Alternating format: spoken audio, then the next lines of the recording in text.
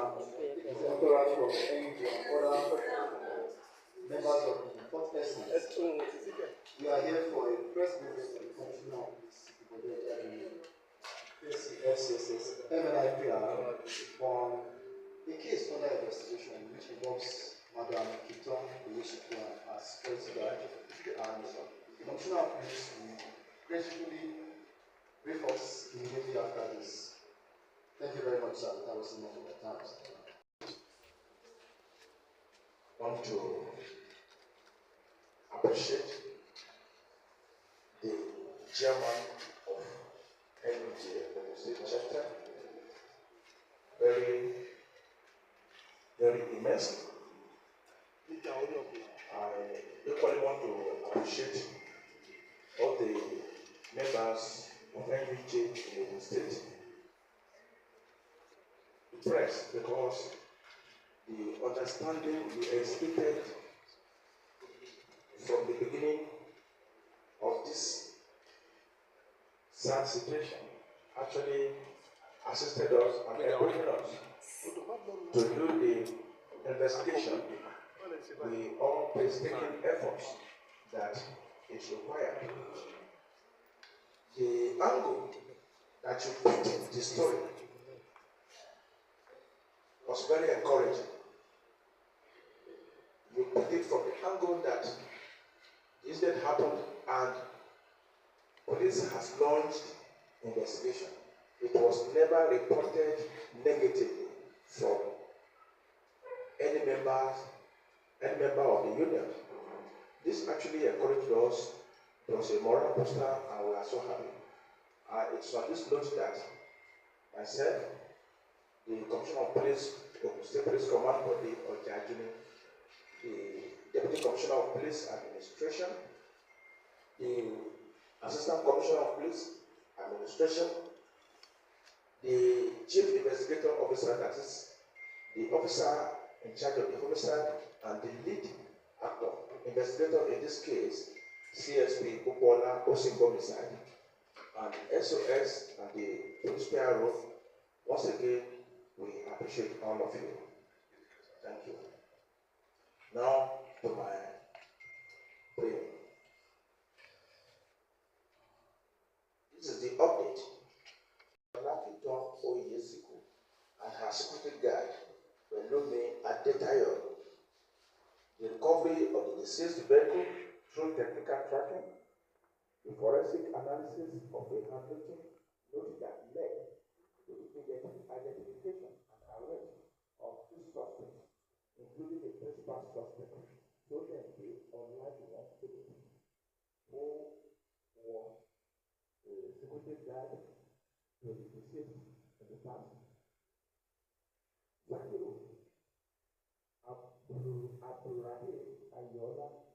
And Togo of that were recruited by the principal suspect Oyesiku. The confession of the principal suspect, who admitted recruiting the two accomplices and participating in the murder of Madam Oyesiku, to quote, teach her a lesson, and the apprehension of all suspects connected with the crime. Once again, good afternoon, gentlemen of the press. I wish to brief the general public on the progress made in the investigation into the murder of Madam Oyesiku and her security guard, Ipinlẹ Adetayo, aged 38 years. On 31st June 2026, at about 16:00 hours, a report was received at Oyesiku Police Station regarding suspicious circumstances at the residence of one Madam Oyesiku. Preliminary information indicated that the front door of the residence had been partially damaged, while the security house within the compound was found locked, prompting immediate police intervention. Police detectives were immediately mobilized to the scene upon gaining access to the premises a lifeless body of Pelumi Adetayo, male, aged 36 years, the security guard was discovered inside the security house, while the body of vehicle belonging to the deceased was missing from the compound, raising suspicion of robbery and murder.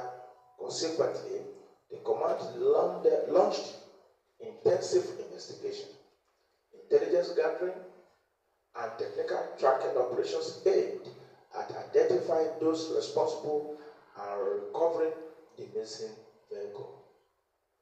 Acting on credible intelligence and technical tracking analysis, operatives of the command successfully traced and recovered the missing Lexus 330 vehicle belonging to the deceased on 22nd June 2026, and that was the actual lead, because in the course of tracking the principal suspect, Juwon, we could link where the vehicle was abandoned very close to the house and location of Juwon, and that was the first lead we got in that investigation. Although the ignition key had been removed and the registration number plates detached from the vehicle, detectives recovered the vehicle registration plate concealed underneath of the seat, which enabled investigators to positively identify and confirm that the vehicle was the property of Madam Oyesiku. One critical piece of evidence recovered from the scene was a handwritten note apparently left behind by the perpetrators. We met her lying facing upward to the sky, and we saw a paper, a note on her chest, and we equally found the same paper differently spread on the table in the living room, and discovered that that one met on her chest, the handwriting was totally different from others that were spread. The family identified the other papers on the table as the deceased handwriting, but the one we met on her chest, the family said, no, this is not her handwriting. Further intelligence gathering. But before then, we also note that the subject on Ogun, we subjected the paper, the note left, we subjected it to forensic examination and analysis, which generated valuable investigative leads that significantly aided detectives in identifying and tracing those responsible for the crime. Further intelligence gathering and painstaking investigation led to the identification and arrest of the principal suspect, so that the Olajuwon Philip, male, aged 22 years, who was a security guard to the deceased in the past, and he handed over to the deceased, that is a murdered security guard, and it was because the security guard could identify him. So for him to avoid leaving any trace or lead that could lead to his arrest, that was the motive why he killed the security guard.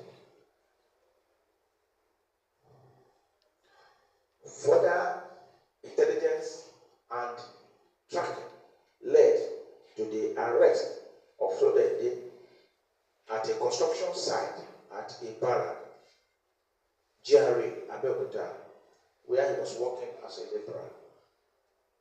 Further follow-up operations by detectives of the command led to the successful arrest of Sakiruddin Abrahim Ayola, male, aged 27 years, a security guard in the same company with him in the past, a private security company, of course, but two of them have left the private security company. And Sopo Obafunsho, aged 36 years, a bricklayer, thereby bringing to custody all identified suspects directly linked to the criminal conspiracy and murder. During investigation, So then the other John Philip made a compassionate statement admitting his involvement in the murder of Madam Oyesiku. He further disclosed that he had recruited Zakiruddin Abrahim Ayola and Shobu Obafumsho to participate in the crime. And further to his confession, the suspect planned and coordinated the attack following grievances with the deceased during the period he worked as a security guard in her employment. And we have to clarify this. What is your grievances? He said his salary was low. Did you ask for increase in your salary? He said he never asked for increment. Then why did you murder her? He said because the salary was not enough. And in the course of investigation, we discovered that he persistently called the deceased and was demanding for money from time to time until the deceased was pissed off.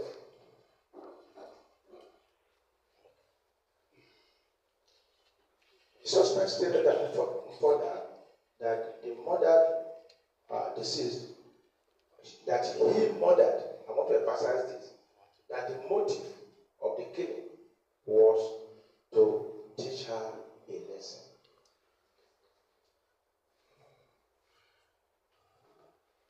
The suspects carried out the act on Saturday, 20th June 2026, in the afternoon.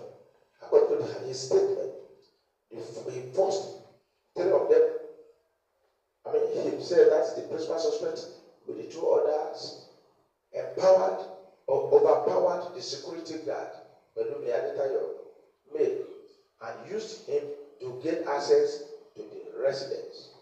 Upon gaining entry, they attacked Madam Oyesiku and some